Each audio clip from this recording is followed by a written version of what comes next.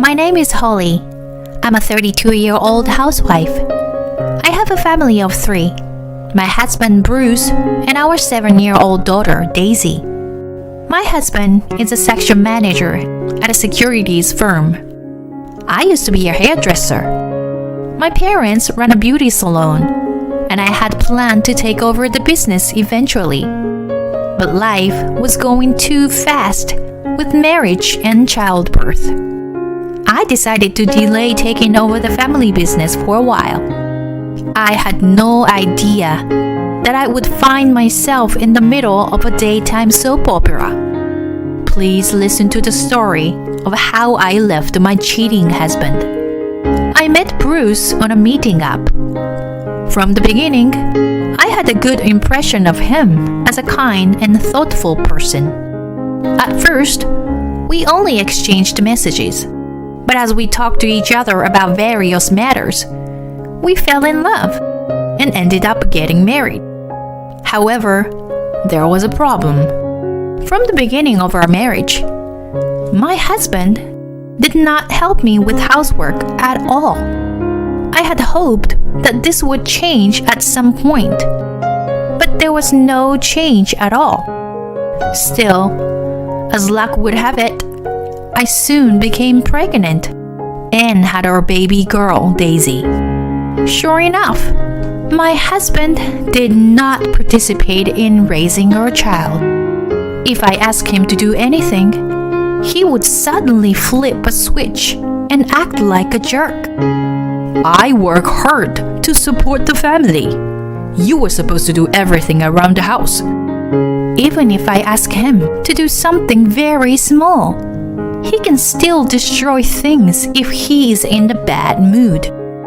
In the end, I realized that it was impossible to ask for help, so I always did my best on my own. Furthermore, my husband's work suddenly became very busy when Daisy was getting to daycare. He was on more business trips and away from home even on weekends.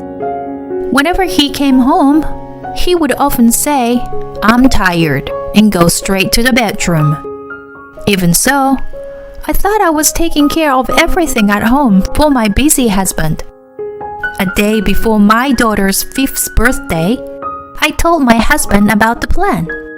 "Bruce, tomorrow is Daisy's birthday, so let's all go out for dinner." "Yeah, okay." My husband said yes, but he was somewhat preoccupied. Still, it's Daisy's birthday, so I guess it's all right. I made a reservation at a fancy restaurant in the neighborhood. I was a little concerned about whether it would be okay to use it to celebrate a kid's birthday, but they said yes. My daughter and I waited for my husband at the reserved time. The appointed time passed, and no matter how many minutes we waited, he did not show up. He might have been in an accident, so I called him. "Hello? Where are you?" My husband answered in a slightly angry voice. "What?" "I am in the middle of an important meeting."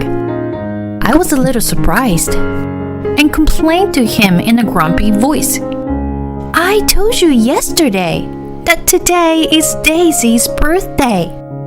Then my husband suddenly became angry and said, "My current project is more important than Daisy's birthday. What the hell is wrong with you? Don't you understand the importance of my work?"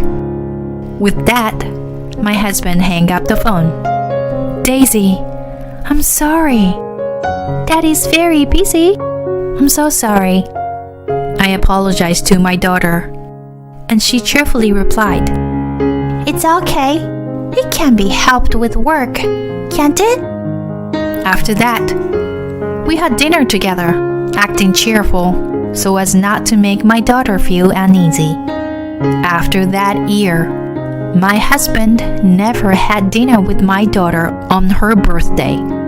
Something was bugging me. Then, the decisive event happened. My husband stopped spending Christmas with us because of his work. Daisy had just started the first grade, and Christmas was a special event for anyone. My daughter and I both believed that this time my husband would make it up to us. Long before Christmas, my daughter had asked him directly, "Daddy, please come home early on Christmas Day. Promise?" My husband was not in the mood, but replied, "Yeah, I'll promise." I had a bad feeling about this. Still, I told myself that this time it would be alright.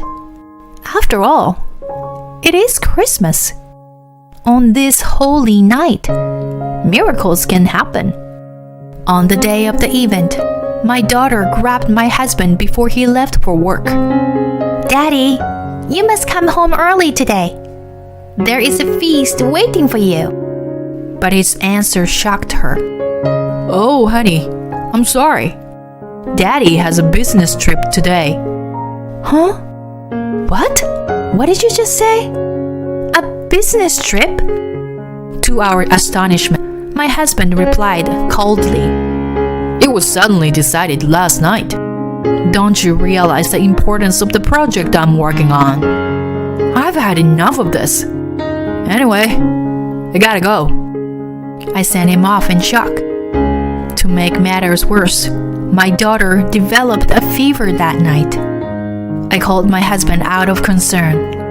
I kept calling and calling, but he never picked up the phone. I even felt like I was doing something wrong. I called his office instead, because I didn't know what else to do. "Your husband? Isn't he taking a day off today? Due to illness?" Huh? I can feel my head spinning. He said he was on a business trip. I took a few deep breaths in a desperate attempt to get a handle on my stirred up mind. I had a gut feeling. Woman, my husband is having an affair. That night, my daughter's fever was well under control by the time she went to bed. I was relieved she's better. My daughter was sleeping peacefully. I had a glass of wine alone in the daze. Before I knew it, tears were streaming down on my face. My husband heard my beloved daughter repeatedly. I need to be strong for my daughter. I vowed to my daughter, who was sleeping innocently, I'll find proof of the affair and get a divorce. And I will be living a happy life with my daughter. I silently decided. My husband didn't stay home for New Year's. I didn't even care. I no longer cried or grieved. Soon after the New Year, I hired a private detective to have my husband's background checked. The results were immediate. Exactly what I expected. Super guilty. I checked the photo of them going in and out of hotels. Disgusting. They also showed me photos of them eating and talking together and making out in public. I asked them to identify the woman and her social networking sites. It turned out that the woman was a direct subordinate of my husband. Her name is Tess, and she is 27 years old. She seems like a woman who likes to show off quite a bit, and one of the deciding factors was her social media. My husband had been seen in her posts on the same day of my daughter's birthday, Christmas, and New Year's. June 7th, on a date with my boyfriend. December 24th, staying at the Ritz-Carlton with my boyfriend. December 31st, hoping to be happy with my boyfriend forever. They had been dating for nearly 3 years. I was getting angry at my husband for cheating on me and my daughter. At the same time, my love for my husband plummeted from 0 to negative. For a few months, after I found out that my husband was cheating on me, I kept my cool. and I carefully made a plan for the future. Divorce is a given, but don't think you can get away with it easily. I would suddenly disappear from my husband's life. Let's start with the house. The house we were renting was just up for renewal. I secretly ended the contract and gave my husband no home to return to. Next, we need to find a place to move to. When I told my parents what had happened, they graciously agreed to let me go back to their house. My parents originally wanted me to take over the beauty salon. They were rather happy that I was coming back. Once the decision to move back home was made, it was just a matter of what to do with my belongings. I'd like to move all my belongings in secret on the day of the move. I moved our belongings little by little to my parents' house while my husband was away. My husband has never been interested in me. He didn't seem to notice that my belongings were gradually decreasing. I also decided to sell the refrigerator and washing machine I bought when we first got married. However, I asked the mover to pick them up on the day we move out, because it would have been obvious because they are big. On the day of the move, my husband was on a business trip. I guess he was having a good time with his affair partner. He left the house in the morning in a good mood. I sent my daughter off to school and packed up my belongings. Soon after, the moving company's truck arrived. One by one, the items of furniture were removed from the house. Then I received a phone call from my husband. I was surprised, and I picked up the phone. Hello? Hey, it's me. What's going on? There seemed to be a lot of noise. Oh no. I answer. I took the utmost care not to show my agitation. Noise? Oh, I'm out shopping right now. There's some construction work going on nearby. I see. Well, I was supposed to come back tomorrow, but it turned out to be the day after tomorrow. Great, I thought to myself. Okay, well, take care. I cheerfully hung up the phone. Then I hurriedly continued my work. Meanwhile, the movers finished their work. The refrigerator and the washing machine were out of the room. The room is suddenly deserted. After sending off the truck, I put the last of the small amount of stuff in the car. Then I locked the door and left the house.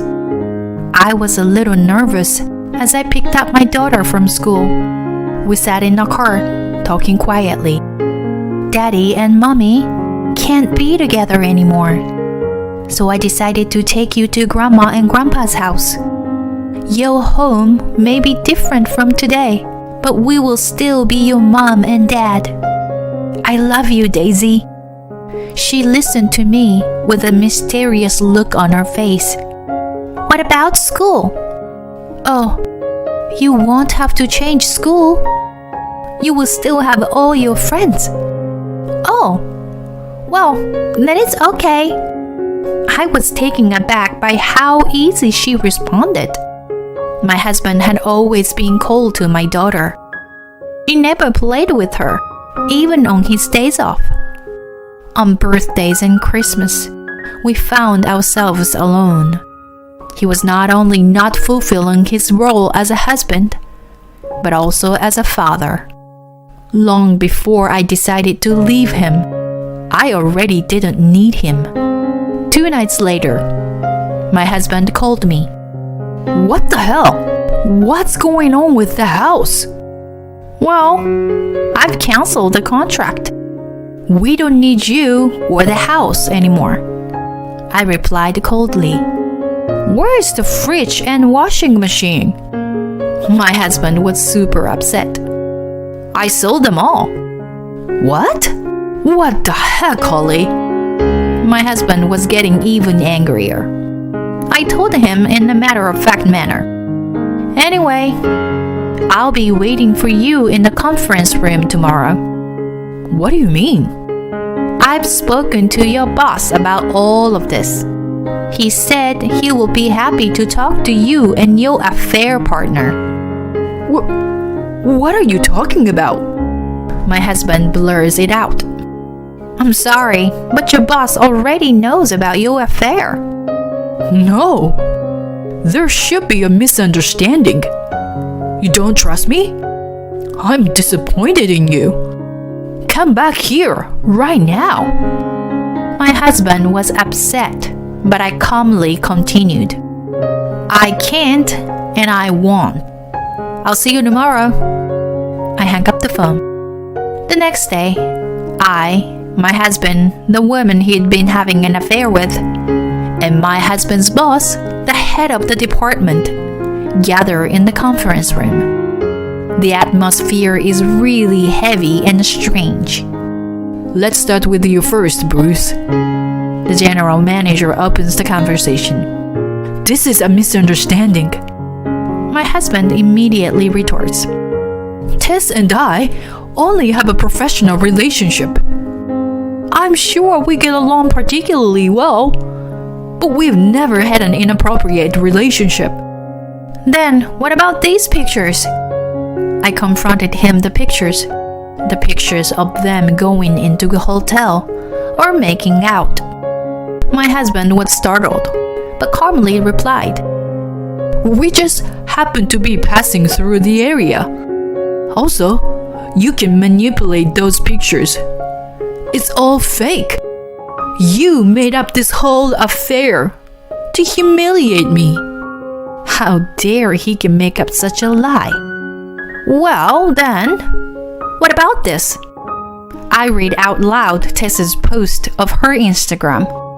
You look like you were having a good time. Partially, but you were in the picture. See? That's not him. That's someone who looks like him. Your husband looks exactly like my boyfriend. Tess cut in and answered. So it's all a coincidence.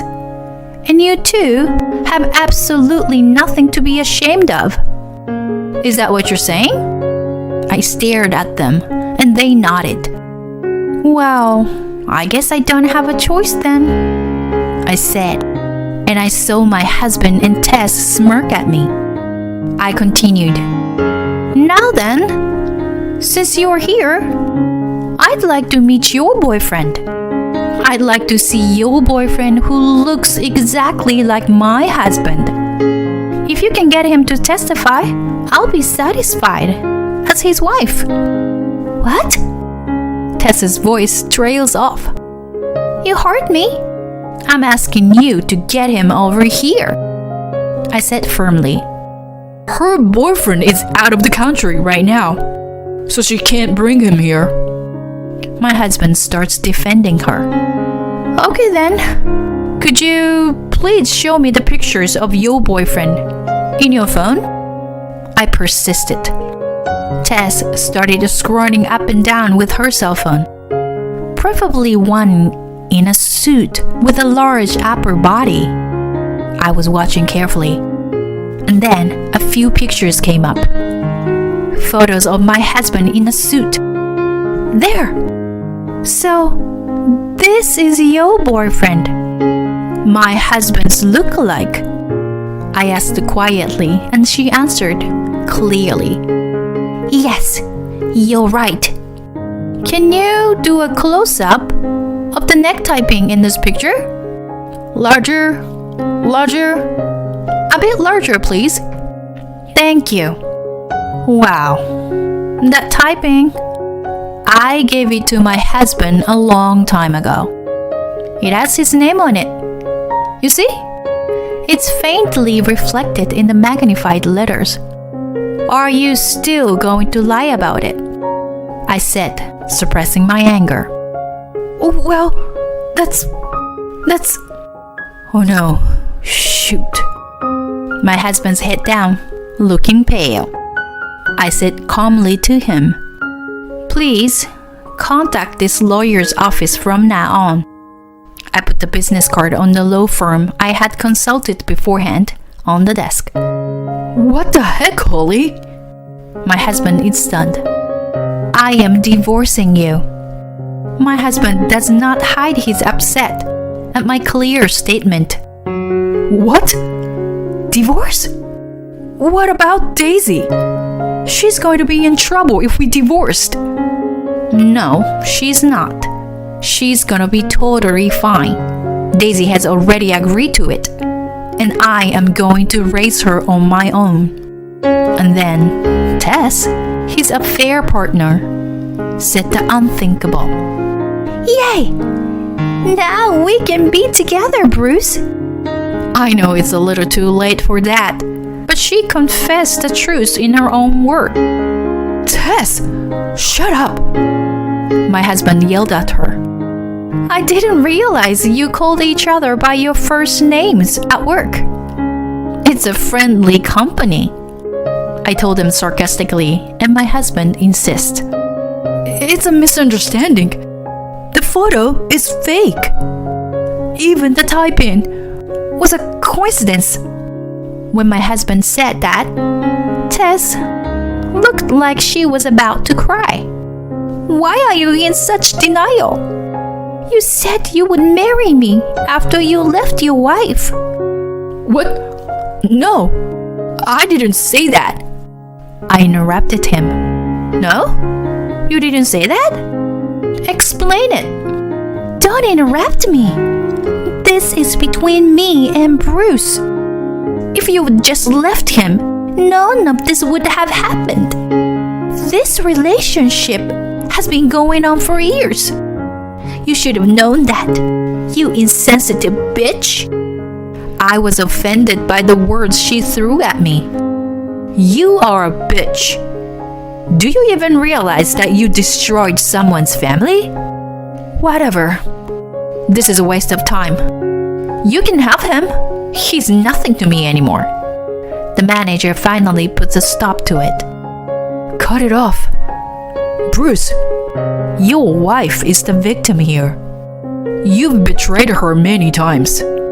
You're responsible. The same goes for you, Tess. I will report this to the CEO. He told them in a firm tone. Bruce, we can be together now, can we? Tess is still saying that. Jesus, Tess, stop it. We may be losing our job here. We have a strict compliance policy. If they find out, it's the end of my career. My husband was screaming in panic, and his stupid lover has no idea of what was going to come. The two of them kept yelling at each other. The manager and I left the conference room. We were both disgusted. Go ahead and squabble all you want. Not long after I visited the office, the divorce became official. In this case, my husband's infidelity was the direct reason for the divorce. Alimony and child support was to be paid in full. Of course, I was able to get alimony from the cheating partner as well. My husband was removed from his position and resigned because he could no longer work for the company. Tess, the cheating partner, resigned as well. Later, Tess's parents heard about the affair and were furious. Soon after, they decided to break up. Both my husband and Tess are currently looking for a job. I, on the other hand, took over my parents' hair salon. It's a thriving business because of the buzz around the newest management using social networking site. In addition to my parents' old customers, the number of younger customers has increased. My parents love having their granddaughter around. Daisy seemed to have no feelings for her father, who was always cold to her. I would like to remodel my parents' house in the near future. I don't think I'll ever forget what my ex-husband did to us. You can't understand the despair of being betrayed by someone you love. unless you've experienced it. But I think his betrayal has made me an independent woman. I will work hard for my daughter. We have each other. That's all we need. From now on, birthdays and Christmas should be fun for the whole family. Thank you for watching till the end. Please subscribe to our channel if you like. See you in the next video.